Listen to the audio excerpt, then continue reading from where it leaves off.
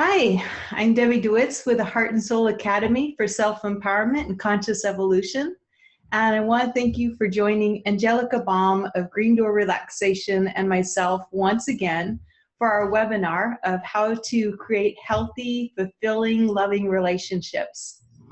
Angelica is a belief change coach who facilitates many holistic therapies, transformative workshops, and is an affiliate of the Heart and Soul Academy. So I am very pleased to have her and all of you join us once again. So thank you for being here. All right. So with this webinar, we're going to be covering universal fears in relationship and 4 pillars of relationship. Let me put the start on this. And 3 steps to creating better relationships. We're going to cover what is relationship energetics, because everything is about relationship. Between you and anyone or anything, there is a relationship. And whenever there is a relationship that is out of sync or out of harmony, there is a hidden conflict that is causing an issue or problem. So our challenge is to find the source of the conflict and bring a higher level of consciousness to the situation, and then reestablish a healthier, empowered alignment within that relationship. And Angelica, when we were talking about this webinar, you had brought up a term that I had not heard before, and that was the aware ego. Could you explain more about what that is? Absolutely. Yeah, in order to bring this higher level of consciousness to our relationships, we need our aware ego. And I use this term in the tradition of Helen Sidra Stone. So when you look at some of the spiritual teachings that are out there, the ego is put opposite to the spiritual self. The ego is something we have to overcome in order to be more spiritual. And that's not at all how I use this term, but the aware ego, in fact, is our higher awareness, our consciousness that can make conscious choices between all the parts we have. And I'm going to talk a little bit more about the different parts we have in a moment. So the aware ego, for example, looks at the spiritual part and decides when to step into this. Looks at all the other parts that we have as we function in this world. So the aware ego is really our consciousness and awareness, and it's an extremely important part that we have. So our aware ego makes conscious choices in regards to our more vulnerable feelings and needs. And in order to be aware of those vulnerable feelings, we need to also connect with our inner child, because we all have this little boy or little girl inside. And I believe we have a nice little slide there, right? So our inner child is this authentic, loving self that we're born with. That's the part that allows us to be vulnerable and intimate in our relationships. It's the part we actually fall in love with the other person. We might admire somebody for being so smart and so helpful and perhaps successful, or all these wonderful gifts that other people have. But what we fall in love with is not how smart they are or how successful or how physically attractive they are. We fall in love when we look into the other person's eyes and we see that little boy or that little girl in them. So the inner child is really a part we need to consider and we need to tune into for our relationships. And in our society, it's part of that process of growing up that we identify with certain personality traits. And some of these personality traits or personality parts are power selves. Examples for power selves would be our successful self, our intellectual self, our controlling self, our angry self, our perfectionist self, and our pleaser self. So all these parts protect the inner child from getting hurt. And I want to give you a couple of examples perhaps to explain this a little bit more. Let's say growing up in my childhood, I've received a lot of attention, or most attention, when I was successful. Maybe I had good grades in school, I won competition awards, I was, excelling in sports, music, athletics, you have it. So if that's how I received attention, then I will most likely develop a strong, successful self, a strong, successful part. And my inner child feels safe with that strong, successful part because it knows I will be loved and I will get attention when I'm successful. So now, like with all personality parts, the successful part is an important part to have. It's useful. Unless I over-identify with it and I end up believing that I'm only lovable when I'm successful. Or another example for a personality part we all have is the pleaser self. So if I mostly received positive attention when I made other people happy, as I was small, I took care of their needs, then I might develop a strong pleaser. And again, my inner child feels safe when other people are pleased.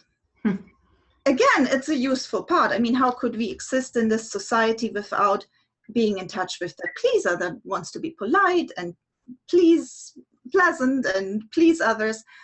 But the problem occurs again when I over-identify with this. When my primary focus is on taking care of others while my own needs are not met. So if I'm afraid to displease others, I'm not able to say no. And as wonderful as it is to be compassionate and helpful with others, I also need to be able to take care of my own needs. So during this process of growing up, we're developing these power selves. And the inner child, which is so important for our relationships, gets buried deep underground. And then we can lose our ability to experience closeness and intimacy with others. So if I over-identify with one or more of my power selves, I might find it difficult to be authentic, to be vulnerable, to allow somebody to be close, to allow somebody to really get to know me. And it is the job of the aware ego to become conscious of all those different parts, the ones that we identify with, including and especially the inner child. It's not our partner's responsibility to take care of our inner child or our friends or family members, but it's our job to parent our inner child. It's the job of our aware ego to parent all our personality parts. Okay. Partners can support each other and be gentle with each other's inner children, but it's the aware ego that has to parent them, all the primary selves. And the voice of the aware ego is a very lovely voice. Like our personality parts can be quite harsh and critical. If I have a strong perfectionist or a strong pusher that pushes me to achieve something, they're not very gentle with me, right? The perfectionist will keep insisting that I have to keep going until it's perfect, and it's never perfect. Or the pusher will keep pushing that I have to constantly do and achieve and be productive. The aware ego can sound totally different. It sounds encouraging and loving, and it is able to take care of the inner child's needs. Okay. So if I take care of my own inner child, I won't expect my partner to do it for me or my friend. So that opens up new opportunities. Opportunities to communicate openly about our true feelings, our fears, our vulnerabilities. Because by taking care of my own inner child, I give myself the gift to have deep, intimate, mutually supportive and honest relationships in which we can share our fears and work on them. Beautiful. And all our relationships are a direct reflection of how lovable we feel. And we will be talking about that a little bit more later when we talk about the different pillars. And we all have that fear inside that sometimes rears its ugly head with a not good enough story. And we were talking about this beforehand, and we were figuring that jealousy might be a good example, because jealousy is not a measure of how much a person loves. Sometimes people still think this. I'm so jealous, and that's a sign that I really love this person. Really, jealousy is a measure of a person's fears and insecurities. Yeah. So the question is, in what way do I feel not good enough? The degree of jealousy is a direct measure of how much we fear not to be lovable enough. And that doesn't mean beat yourself up when you're jealous. Be compassionate with yourself by all means. And then examine perhaps what fears were triggered, in which way you perhaps felt not good enough, and then you can release those fears. And in an honest relationship, both people can support each other to feel safe and secure when fears are triggered. And it helps to know that we all have fears. In fact, there are 3 universal fears in relationships. Yeah. Do you want to elaborate on those, Debbie? Sure, I've got a list up here of about 3 basic universal fears that are in relationships, and abandonment is like one of them. We have that fear of losing a relationship, whether it's divorce or death or being given up for adoption. There's a strong fear of that abandonment, or a fear of separation, being left behind, being discarded, and even receiving inadequate physical or emotional care is a form of abandonment. So those all kind of go under that basic fear. And then we've got meaninglessness, just a superficial relationship that appears to be going nowhere or without any sustenance that seems to go on forever. That doesn't feed us. So we have that fear that we might be attracting something that's not deep and connecting for us. And sometimes even feeling that you are a burden in a relationship will add to that meaninglessness. And then we've got overwhelm is another one of our basic fears in relationship.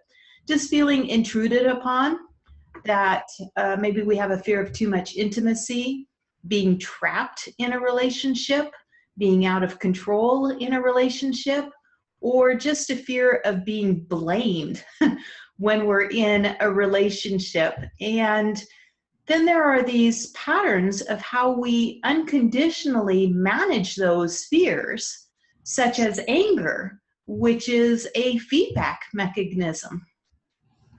That's right. Anger is a little bit like the indicator light in your car. I like that example because it shows us so nicely when the indicator light in the car comes on, the maintenance required light. We wouldn't ignore this. No. Because it gives us good feedback of what our engine needs.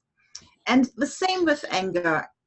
It's a feedback mechanism. We need to listen. We need to see what is not going right, what is needed in this situation, what is going on. And anger is also a little bit like the tip of the iceberg. And by that I mean the anger is visible at the top, above the surface, but underneath the surface of the water, there are much more vulnerable feelings. Our anger protects us because we might be feeling, if we look at this image here, scared or embarrassed, helpless, overwhelmed, rejected, attacked, stressed, exhausted, lonely, worried. So all those more vulnerable things might be going on underneath the surface, and usually are going on underneath the surface. So to understand anger, and also the opposite, people either go into anger or the opposite also occurs, that they flee, retreat, stonewall.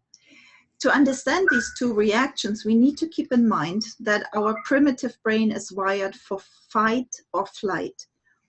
We all long to be safe with others, but the original primitive parts of our human brain are programmed for survival. And when we perceive something as threatening, as a danger, we respond instantly. We shoot first and then we'll ask questions. Without those more advanced parts of our brain having time to double check if the threat that we're perceiving is real, or if there is a more civilized or diplomatic approach to handling a situation. And even in our closest relationships, we set off each other's primitive survival instincts. And that happens through certain cues, certain threat cues. That could be certain words someone is using, that is the tone of your voice. For example, somebody raising their voice at us, the speed of the tone, the intonation. There's other subtle body signals that can also set us off, like breathing pattern, sighing, pause in speech, eye rolling. So if somebody sighs or eye rolls, then I might be triggered into feeling like I'm a burden, and off I go, right? Feeling not safe with this person. So our brain's primary function is to ensure that we're safe. And some people keep safe through fight, anger, and others through flight, retreat, closing off, seeking autonomy. So couples can learn what cues set off their fight or flight response and what signals set off their partners, and then help each other to feel more safe. So let's say, Debbie, we wanted to improve a particular relationship, whether that's with a primary love partner or with family members or with a friend. Do you want to explain a little bit what our starting point has to be and why? Sure. Yeah. Well, an individual is always responsible and can only be responsible for their half of the relationship. We can't take responsibility for the other half. So if you wish to change the way you interact with someone or something, the first thing you need to do is discover the true nature of your relationship with it, and then make the changes within yourself.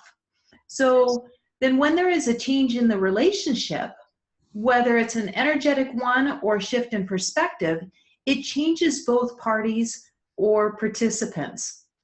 And we can take a look at the 4 pillars of relationships to get a better understanding of how this would work. And the first pillar is the relationship with self. All relationships need a foundation in order to succeed.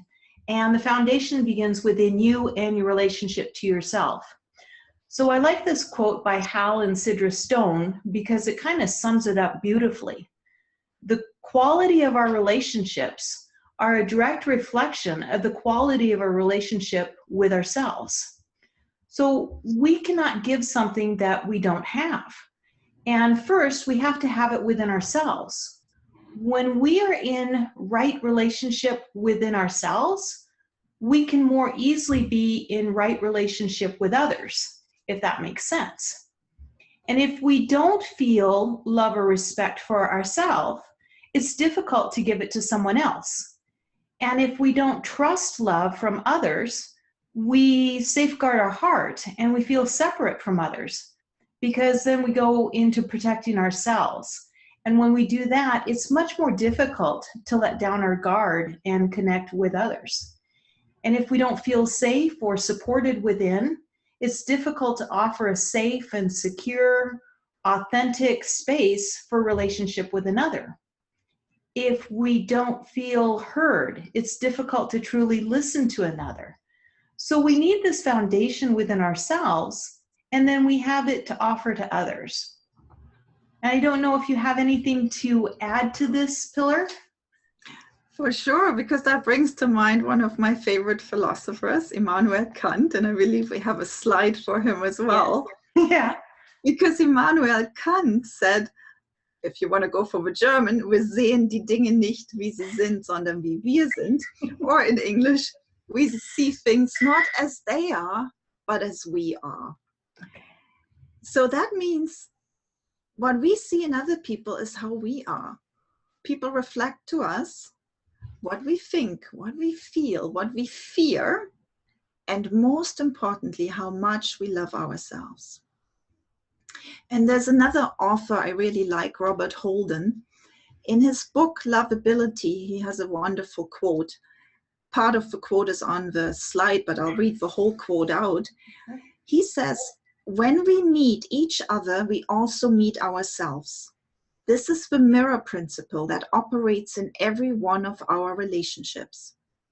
And because we always meet ourselves, we also can observe that in every relationship and even every interaction, at the most basic level, there are only two things really happening.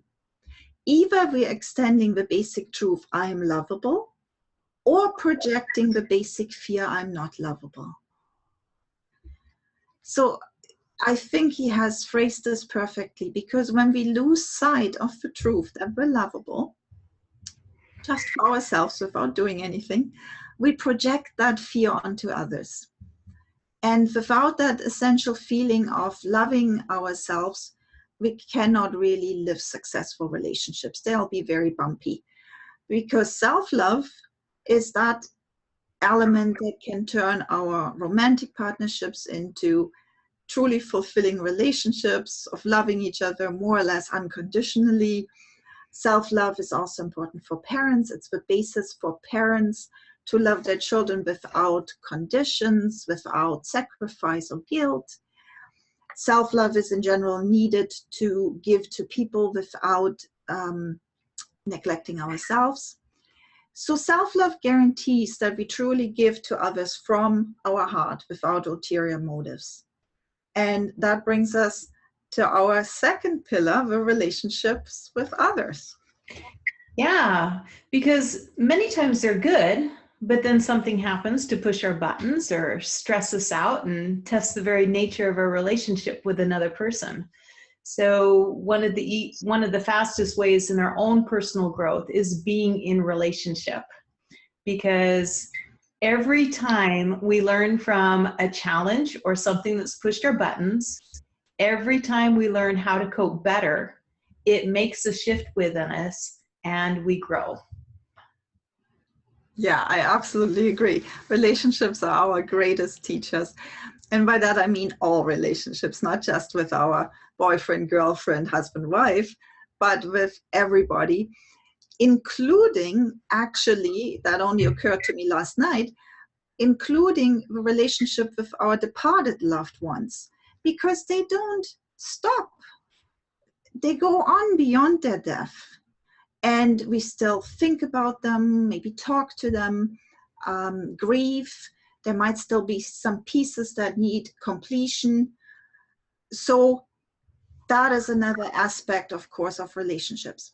But let's talk about relationships in general and energies. That slide is a little bit too early, but that's okay. Oh, sorry about that. No worries. So I mentioned in the intro already that we all have different personality parts, which we have learned to identify with. And we also have personality parts, which we have learned to disown. But these parts are still affecting us through what we call our shadows. And it's hard to know what our primary selves are, because we are identifying with them. We just believe, oh, that's just how I am, instead of realizing that they're just one energy we have inside of us. And we have also the freedom to step into another completely different energy. We tend to think that we have this fixed, unchanging personality. For example, I am hardworking, tough, and aggressive. Or I might think I'm sweet, loving, and giving and gentle. That's my personality. That's who I am. Or I am passionate, dramatic, and emotional. However, on the other side of every primary self that we identify with, there is an equal and opposite energy. And I picked these rhinoceroses on purpose to depict that it's equally strong. It's the opposite energy, but it's equally strong. Okay. Because whatever we have disowned in ourselves is exactly what the universe is going to bring to us. The opposite and equal energy, which we've disowned, will be lived out through others, through our children, our friends, our acquaintances, our business associates, even our animals, and most importantly, through our partner, our husband, our wife, our closest relationship. And that brings us to the third pillar, the relationship between couples. Sorry, oh, this is the one. All right. Yeah. Sure, So when we have done. certain things in myself, which when I have disowned something in myself and my partner carries that energy for me, I might end up judging the other person. But really, who am I judging? I'm judging myself, and I'm angry at what I don't like in myself, what lives in my own shadow. And I've got 3 examples just to give some ideas of how shadows operate. Okay. My first example, let's call her Susan. Let's say Susan is over-identified with being productive. She always has to go, go, go. And her partner is able to relax and do nothing. So she might begin to criticize and judge him. And she might begin to criticize and judge him as lazy, unproductive, procrastinator. That's how that energy would operate between them. Let's take another example. Let's take a guy. Let's take John. John is maybe very serious, and his partner is more playful. He might, over time, judge her for being immature or childish, not serious enough. And I've got a third relationship, Rita. Rita is thrifty, and her partner is less concerned with saving money. So she might judge him as irresponsible and wasteful. So now people might say, yeah, but this energy is better than that. But really, all energy is valuable. The ability to be relaxed, to be playful, to be generous, which they originally all loved in their partner, is later on a trigger for judgments. So what was once lovable and fascinating to them is what they, in the end, hate. And what we forget when that happens is that our partner actually mirrors for us what we need to embrace and heal inside ourselves. And that's why we have this Helen Sidra Stone quote up there. That's Helen Sidra Stone in the picture. And they've said, what we judge in others is actually the medicine we need. Isn't that beautiful? I like it. I love the two of them anyways. Me too. They're such an amazing couple, so conscious, and they're older now, right? They're in their 80s, or I think Hal might even be close to 90, but they're just amazing. So we need to really stop when we find ourselves being judgmental and examine what's actually going on. How was my vulnerability triggered? What is my relationship with that energy that's showing up, that the other person is showing me? How do I really feel underneath that judgmental voice? Because no energy is bad. Energy exists in those polar opposites, and it's not good or bad, but all energy used with consciousness is useful or beneficial. And used with consciousness, of course, is my key. That's the important part. So what if Susan, that was the lady that couldn't relax, that always had to do, what if Susan allowed herself to relax more and just be in the moment without the pressure to be productive? Yeah. And the same actually applies to Susan's partner. Maybe he needs a little bit more being productive, right? So I just explained these examples from one side, but actually it's vice versa. Or we had John, who was very serious. What if John took life and himself less seriously and allowed himself to be more playful and laugh more? And perhaps his partner could use some more seriousness. And what if Rita realized that her fear around money is triggered, but that she can allow herself to be more generous without ending in poverty or debt? And perhaps her partner can learn to be more thrifty. So all 3 of them, or all 6 of them, would be more whole and able to experience life differently and have a more harmonious relationship.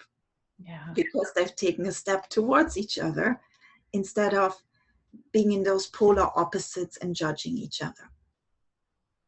And we've actually recorded a whole webinar on the shadow last October. So if anybody's interested, it can be accessed. It's on YouTube and it's on both our websites. It's called You're a Magnificent Castle. So if anybody wants to find out more about shadows, there's somewhere to go. Yeah. So maybe we better get back to our 4 pillars. Would you like to continue with the 3rd and 4th pillar? Sure. So continuing on with relationship between couples, I have that. This was somewhere from my journal notes years ago, and I apologize for not knowing who to give credit to on this, because I was going back through some old journal notes, but there are 8 characteristics that are common to all relationships, and 2 that differentiate friendship from intimate partnerships. So 8 characteristics common to both friendship and love would be the enjoyment of the other, respect, trust, understanding, confidence, acceptance, mutual assistance, and spontaneity. So these are the characteristics that are common to both friendships between other people and then between couples. But then the 2 characteristics that differentiate intimate love from friendship is in an intimate relationship, one is more willing to champion the cause of the other person, for one is more deeply invested in the other's well-being. And then the other characteristic is that one is more likely to offer up personal sacrifice for their beloved than for a friend. And then the 4th pillar is our relationship with divinity, which can also include the divine feminine and masculine. The beloved resides in our heart. It is experienced when we have brought our inner masculine and feminine energies, our inner God and goddess, into divine balance. With this energetic sacred marriage, balance is achieved and our Kundalini channels awaken. So that energy starts to flow through us. We feel whole, we feel complete, we feel fulfilled by our own essence of love. And we are no longer in need of anyone outside of ourselves in order to feel and be loved. We may consciously choose to share our essence of love with someone, but we no longer do it from a place of lack or ego desire. We do so out of our soul's desire to share love and or to fulfill our soul's divine plan. Therefore, we're able to give up the search for the true love outside of ourselves, and we get to let the beloved be found within. And when we have balanced our inner masculine and feminine, when we have embraced the beloved divine within, there is greater space for true partner to show up in the physical manifestation. Right. And there are certain steps we can take to improve our relationships. Yeah, there are. Let's see. 3 steps to better relationships is 1, reflection. This offers us the insight and the opportunity to bring to conscious awareness our values, wants, desires within our relationships. Our relationships have the capacity to bring out our past wounds to our consciousness and to make visible what has been hidden from us. So even when our best relationships can push our buttons from time to time, reflection will help us with those conscious awareness. And then we can take responsibility for your own self, for your half of the relationship, and instead of blaming the other person. Most any area that we experience difficulty in will be improved when we do our own inner work. And we want to take the action to heal ourselves of the things that challenge us or trigger us. I feel this exploration of consciousness is a continuous process and a way of life. Absolutely, yes. I do this all the time. And I think that's part of finding out our healthy boundaries too, when we know what challenges and triggers us.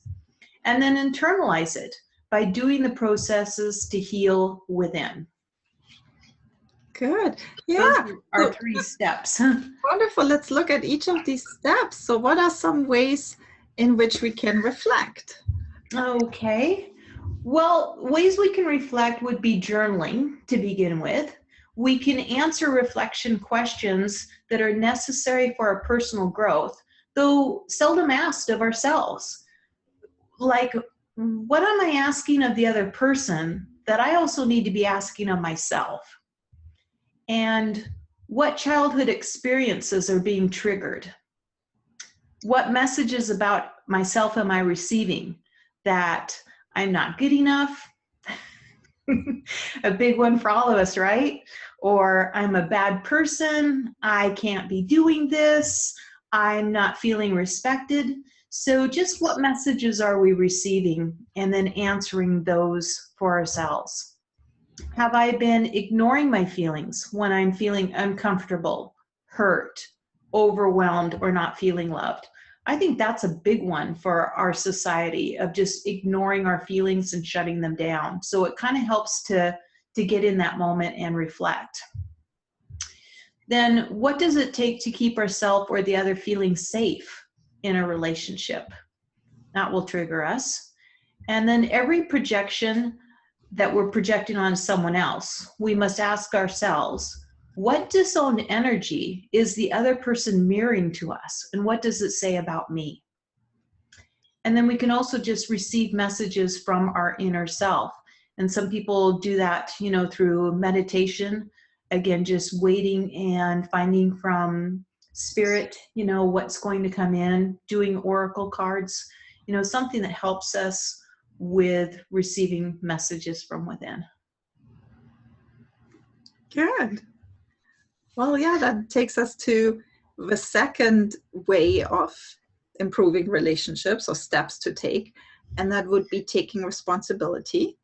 Yeah, it means taking responsibility means, changing the things that we can change, for sure. Making choices of what life-enhancing beliefs we want for ourselves, and then deciding to change our limiting beliefs about ourselves, the other person, or the world in general. Then having the willingness to face our emotions and heal our emotional wounds. Noticing our communication with others about our essential human needs that might not be being met. And if that communication is not going well, learning how to connect with our needs and express them and find the ways to get our needs met. Then I think you mentioned this one earlier too, being aware of how we are communicating with others in general. What is the tone of our voice like? Are we using passive-aggressive behaviors? Are we coming from the little child self inside of us? Are we reacting from a shadow personality? So just how are we communicating with others and having that self-aware? Then being ready to learn ways of conflict resolution communication. Again, I think this one is huge, is just being willing to learn ways to handle ourselves better than what we've been able to. If we don't have the skills already, let's improve them. And then being clear and knowing what we want in our relationships and what values are most important to us, so that we can nurture relationships that are in harmony with the values of what we hold dear ourselves. Yes. So perhaps for those viewers that have taken workshops already with you or with me, so we've addressed here really changing beliefs, our emotions, working on our emotions, our essential human needs, communication, and especially conflict resolution, and then also our values. And we need to be in tune with those values as well in our relationships. Definitely. And I think those are things that I don't think we always sit down and contemplate, within ourselves. I think we're so tied up in living life, that we don't always take the time just to reflect. That's right. But we can take responsible for all this, and that way do our piece of work. Yeah. So let's look at how we do the work. What are ways to internalize? All right. So as we've been talking, ways we can internalize it is programming our subconscious mind with life-enhancing beliefs, which is, taught. You teach it in workshops as well, and it's being taught in Unlocking Your Potential. And then there is the language of creation process that is a way of communicating with your subconscious mind in the language it understands, which also communicates with the living essence of the field that surrounds us. We can internalize it by a relationship alignment process, which is taught in the Relationship Energetics Workshop. And this is one of the most powerful ways I know of for finding out what is out of sync or what is out of harmony that is contributing to a conflict, an issue, or a challenge to be resolved in our relationships, whether it is within ourself, with our significant other, a child, a sibling, a parent, friendships, or with others that you interact with. And as you had brought up earlier, even those that have passed on, because I have facilitated that with, yeah. It's fascinating. It's most beautiful, actually, facilitating a relationship alignment with someone who's passed on. Beautiful healing happens in those moments. It does. And so it's good to have a process like this that helps us sort out those issues. We can also do it through the blessing of forgiveness process, because this helps us release emotional wounds around past experiences that are adversely affecting our life, and then to reclaim that power to decide how the past is going to affect our present. We can also do an ancestral lineage process for those times when you believe that there may be inherited generational imprints or wounds that are contributing to how you interact within your relationships, and to clear the molecular scars from your DNA and life. And I know that the Native Americans have said that, you can go back at least 7 generations, and we need to take care of our earth and our families for 7 generations forward. But one of the things I was learning most recently about this generational imprints is that it actually can go back. They've traced it scientifically now to at least 14 generations past, that it gets, these imprints get put onto our DNA, our molecular scars, and it gets transferred into future generations, ours and future ones. So that's one way. These are all ways that we can take responsibility for internalizing these changes and shifting our relationships. Good. Well, shall we go to questions? We had one very good question come in before the webinar. So I'm going to read that question out. Okay. The question is, how can I make peace with a loved one that I do love, but cannot accept their behavior? When people have 2 sides, one lovable and loving, the other not so lovable and hateful towards others. So basically the question is, what do I do with that conflict, that people in my life show up lovable and are loving towards me and others, and they also show up where it's harder to love them the way they are, and they even show up as hateful or angry towards others? And I thought that was a great question, and we both, I think, have a pretty long answer to it, because the answer definitely depends on a particular situation. So let me first answer the question in general. In general, everybody has sides we find easy to love, and then other traits or behaviors that we're being triggered by or struggling with. And that's what we call our shadows.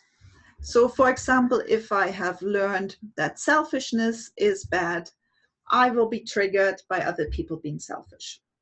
Or if I have learned anger is bad, one shouldn't be angry, then I'm going to really struggle with the anger of others, and so on.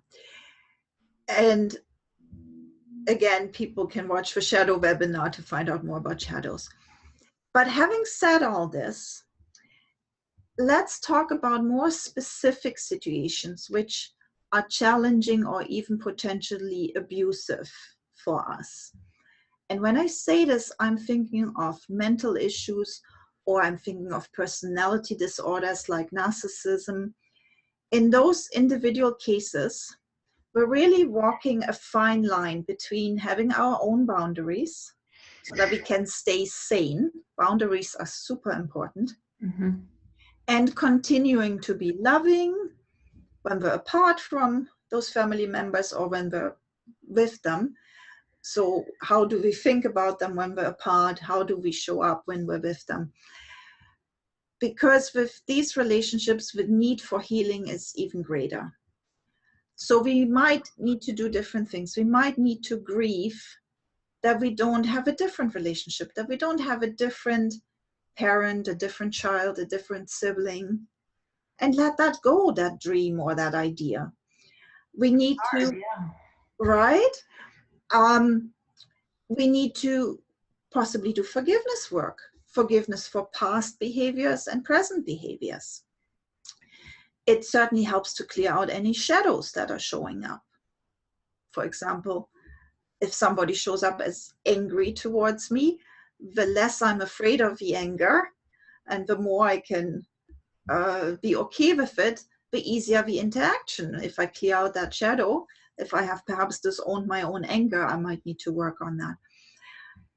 And we can definitely reach peace with what is possible in that relationship, with the type of relationship that is possible to have with these people. What is often a big contributing factor, though, is self-judgment. And that keeps us from peace. That idea of, I should be able to love this person more because they are my parent or my child or my sibling. So that's where working with the first pillar of self-love that we talked about is important. Yeah. Loving myself, being compassionate with myself for where I'm at. And also the fourth pillar could be important insofar as you then can see the other as an expression of the divine energy, even if they show up in certain situations as what seems to be the opposite of love. So that's my long-winded answer. And because we talked beforehand about this question, I know you have some wonderful things to add as well. I agree with everything you said. Yeah, there's a lot to that. But when we were talking about this, it reminded me of the serenity prayer, where it says, God, grant me the serenity to accept the things I cannot change, the courage to change the things I can, and the wisdom to know the difference. So how do we put this into action? Well, first, we have to do our own inner work with the things that we can change, whether it's our subconscious beliefs or emotional wounds, and start with where we are right in that moment and with whatever is pushing our buttons. So we can make belief changes to support the serenity, the peace, the acceptance within for the things that we cannot change, as well as beliefs for courage and compassion for those things that we can change. Because if we are at peace within, we could flow more easily with whatever is happening in the moment with grace and not having it create an imbalance within us. When we are not flowing, it's much easier for us to go into overwhelm and stress. And then the longer that we hold on to these emotions, the more likely it is that we develop health problems related to that stress, such as headaches and sleeplessness, being tired all the time, stomach upset, stomach ache, whichever is our weakest link will be affected first. So our job is to work with ourselves first to better cope with the situation and learn through it. And then second, we need to have those healthy boundaries. Again, we're only responsible for our half of the relationship, though if the other half of that relationship is unable to maintain their half due to being too young, of course we have to take care of them. Too old, you know, whether it's due to a mental or physical development that has shown up, then we kind of have to ask ourselves, what are we capable of doing? And what help do we need to seek out for their support for the things that we are not capable of doing, or that's beyond our skill or beyond our ability to take care of? So what help do we have that we can seek out for their support? And just where do we have to distance ourselves for our own well-being and our own self-care? Because sometimes it really is overwhelming. So we have to kind of step back a little bit, do some of our inner work, and then see how much we can step back in little bit by little bit as we are better able to handle the situations, better able to cope with it. So our skills grow. And then we do, what do I need to shift within to still be at peace with the things I cannot change, so that we are not living with those regrets and the guilt and I should have done this, I would have done this, I could have done this mental anguish. So each situation is different. And when we take a step back and look at what we can do and what we're not capable or able to do, we have greater wisdom for handling the challenges that we find within ourselves and what's getting pushed within. And we kind of need to break it down into those bite-sized pieces instead of thinking that we have to be responsible for that whole big picture by ourselves. I don't know if this answers the question, but that's a few things for us to look at with that. Good. Have any other questions come in while we were talking? I'm going to see here. I don't see that there, so let me see if there's something in chat. I think I've got one there. So if someone goes, "Hi, Angelica," but no, I don't see anything at this moment on that, and I can't get my cursor to work on these things. So now I have to escape out of this. Give me just a moment here. And I didn't see any more questions that came in. Let's see, go from there. I think we've got that back, right? Mm-hmm. Okay. Yeah. Good. All right. Well, I'm really excited about our upcoming 3-day workshop in the fall, September 29th, September 30th, October 1st. Yes. Because you'll be coming out to Ontario for us to co-teach relationship energetics. I'm looking forward to that. Me too. I'm really, really excited about this. So shall we give our viewers a bit of an idea of what relationship energetics is all about? Yeah, we will. And then I'm going to see, after we answer this, we'll see if there's another question, because I think one popped up, but it means jumping out of the thing and jumping back in. Yeah, I saw that too, that it now says Q&A too, so there must be something. Yeah, so we'll do that. So relationship energetics explores the energetic dynamics that underlie our relationships with ourselves and others, which is what we've kind of been talking about. And we're going to discover how these unresolved dynamics can sabotage our relationships, drawing in the same people who challenge us the most and compromise our ability to make conscious, peace-filled, empowering choices. So a person will learn how to make shifts within, unraveling the problems at its source, where it's stored within you, using the most comprehensive processes of transformation that is available today. And in our 3 days together, you will learn how to facilitate and participate in a relationship alignment process that uncovers the hidden detrimental messages in in your interactions with others. So it will look at the 4 pillars of relationship to find out what is misaligned, and then they can be easily changed and improved upon.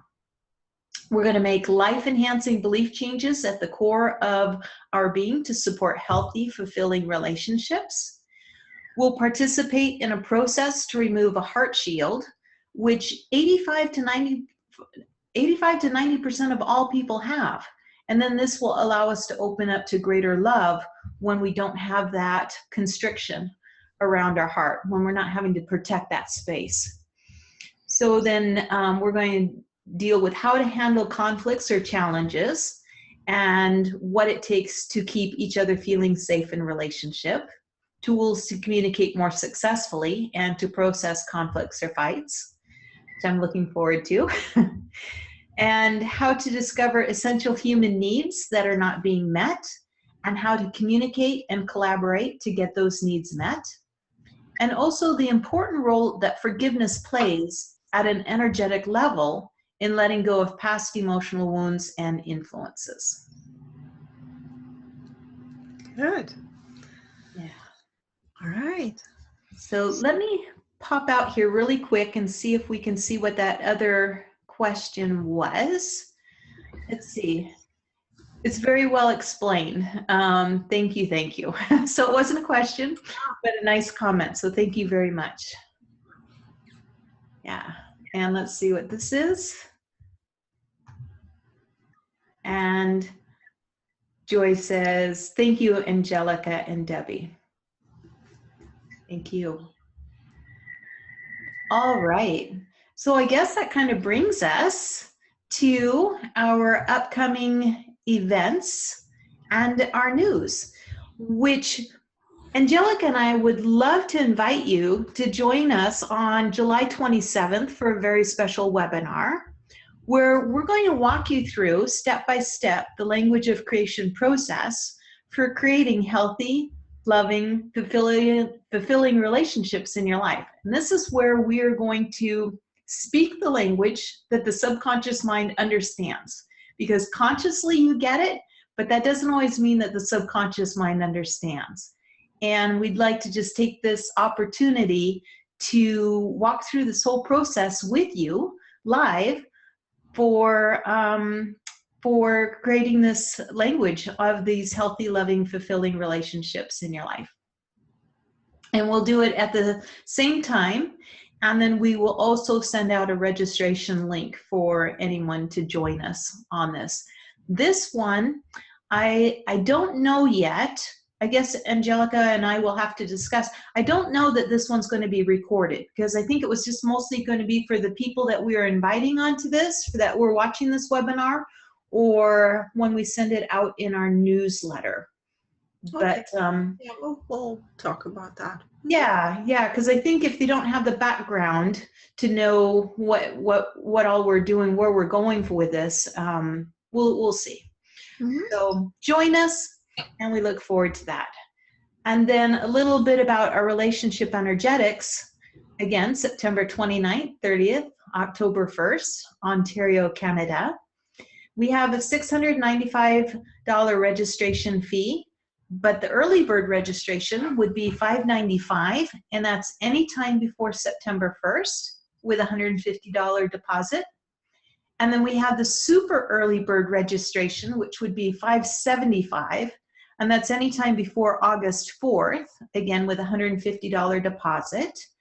And with that super early bird, you receive a gift of an autographed copy of The Messenger Within, Unlocking the Secrets to Greater Freedom and a Better Life. And that is Debbie's amazing book. Thank you, thank you.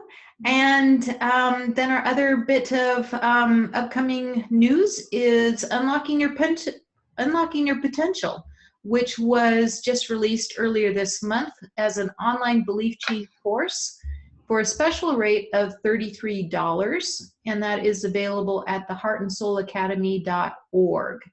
And that one is... And we should probably say that online course, your online course is US dollars 33, and the relationship energetics is in Canadian dollars.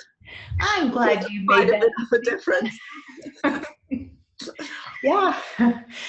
Good distinction. And for the relationship energetics, that would be, and I've got the next slide coming up with the contact information, but that would be being registered through Angelica and keeping that all handled together. So that's a good point to make. Yeah, and at this point, the plan is to have it in Oakville, but that could change, but it's definitely going to be here in this area. All right. Perfect. I look forward to it. So, all right. I think that's what we have. And I don't see any other questions popping up or anything like that. So thank you, everyone, so very much for joining us once again. It's good to see you here. And it was wonderful being able to answer a question. And hopefully that helps take another look at relationships and the things that we could do in our lives with this. And any last words, Angelica? Keep the questions coming. So for the next webinars, because we do this every couple of months, and in this case, even just with 1 month in between, we always love questions. So you can send them in beforehand or even during the webinar.